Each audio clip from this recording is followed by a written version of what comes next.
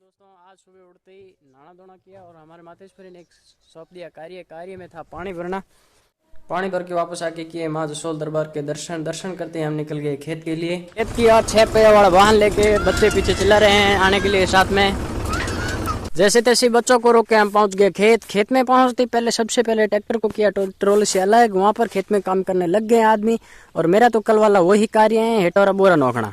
कुछ ही देर बोरा नाखने के बाद भाई साहब की आवाज़ आती है कि बना ले चाय बनाने के लिए मैं निकला। लकड़ियों ने इस खेत में लकड़ी कम मिलने का कारण यही है कि हमारे आसपास के पड़ोसी लोग बहुत एक्टिव है, क्योंकि हमारा खेत गांव से काफ़ी दूर है, इसलिए हम बहुत ज़्यादा आते नहीं हैं तो लकड़ी आस पड़ोस के लोग ले जाते हैं। क्योंकि ये हमारा खेत गाँव से काफ़ी दूर है, इसलिए हम बहुत कम आते जाते हैं।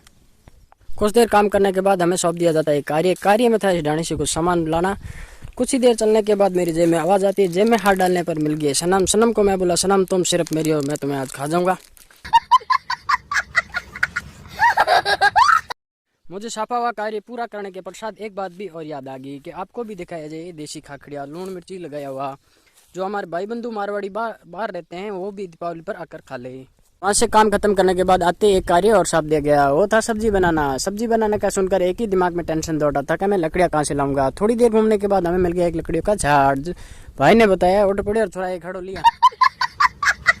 सौंपा गया कार्य खत्म करने के बाद दोपहर को 2:30 बजे आता है मातेश्वरी का कॉल कि मैं आ रही हूँ खेत, तो मेरे सामने लेकर आया ट्रैक्टर। तो तब तक चलता हूँ मैं ट्रैक्टर के पास। ये है हमारा 275 महिंद्रा ट्रैक्टर, इसको करते हैं स्टार्ट और मातेश्वरी का आगमन होने वाला है। तब तक हम लेके आते हैं मातेश्वरी को।